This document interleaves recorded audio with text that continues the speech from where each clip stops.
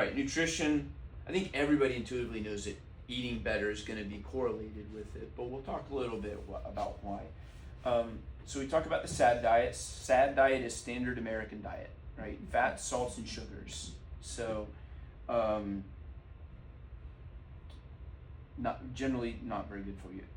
Probably more so, it's not just the fats, salt, and sugar, it's the fact that a lot of it is very refined, right? So the sugar we use is white refined sugar with no nutrients. It's not raw cane sugar, it's not turbinado. It doesn't have all the other nutrients that a good sugar does. It's just bad sugar for you. We don't use whole wheat flour, we use white flour, right? White bleached flour. And why do we do that? Well, if you've ever had a whole wheat pizza crust versus a good old Domino's white pizza crust, you know it tastes a heck of a lot better, right? I've yet to find anybody, and I'm not helping us, but I've yet to find anybody that can make a whole wheat pizza crust taste as good as a white pizza crust. It just ain't happening. So, but you know, we have to be cognizant and careful of that. So these diets can induce memory impairment and depression after only 5 days. So they take people and they watch them eat donuts and McDonald's and Domino's pizza, and after 5 days they remeasured them and they found their depression scores went up, and their memory went down. So, and that's only 5 days. I mean, there's people that do this 20, 30 days out of the month. So. High fat diets are found to induce neuroinflammation. So in a different talk, we will talk about this down the road, but one of the things in the culinary world, culinary health world, is what type of oil are you cooking with and how long are you cooking it? About 7 or 8 years ago, the federal government passed a law to ban polysaturated cooking oils, so you can't get those anymore. Well, why did we have them? Well, we did them because they were super cheap. So they were half the price of a good oil. And if you're a restaurant, that's your bottom line, right? So we made a positive stride by banning it. We still got some work to do to ban some of the other bad stuff in there too. And then increased intake of saturated fats negatively affects memory, cognitive function, and memory speed. So going back to bad fats, not good, good fats can help. Healthy nutrition, so large meta-analysis. So if you don't know what a meta-analysis is, they'll take all the research on a particular topic and then really smart statisticians correlate those statistics in a way where they can assemble all of them into one. And what that does is, if you have one study with 20 people, one study with 100 people, another study with 200 people, another study with 50 people, well, now all of a sudden you add them all together, we got thousands of people. Well, if we take thousands of people, then the opportunity for a data point to be by chance goes down significantly, right? If we take 2 of us in the room and measure something, and one of us has it, one of us doesn't, it's 50%. If all of us are measured in the room and that's still one person has it and all the rest of us don't, now all of a sudden we're at less than 10%, right? So that's why numbers matter, because it weeds out the chance that one person can skew the data. So when they did a meta-analysis on a Mediterranean diet, it was associated with reduced change in developing cognitive disorders. And that's why when we read these anti-aging books and they quote all these people who live forever, and you're wondering how do they do it, and they're drinking wine and all this stuff, they're always from France and Italy. All of them are, and I think that's why they follow Mediterranean style diets. High dietary protein intake is positively correlated with improvement in nonverbal learning and verbal memory and reduced risk of cognitive impairment and dementia. So again, if you've done your AWE with me recently, we've talked a lot about protein as a way to preserve muscle, but this also shows it's a way to preserve brain function as well. And then lastly, antioxidants from fruits and vegetables suppress inflammation by inhibiting free radicals and cytokine production. Oops.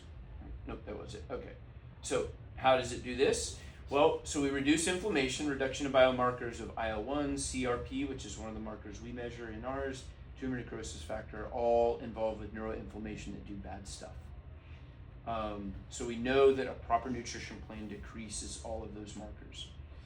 Oxidative stress, so what happens is one of the molecules, or one of the, I guess, elements that is almost in every organic molecule is oxygen.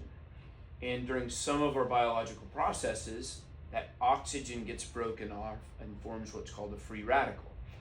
And if you remember your basic chemistry, a negative and a positive attract and form a bond, right? Well, those oxygen free radicals are positive and they float around wanting to find something to attach to. If it attaches to an antioxidant from a plant-based source, that antioxidant attaches and gets rid of it. If it attaches to something inside of our cell it's not supposed to, it attaches to it and disrupts the cell, which is always bad. So that's what oxidative stress is. And so a good nutrition plan, what it does is it upregulates the mitochondria to be able to attach something to those free radicals before they cause a problem.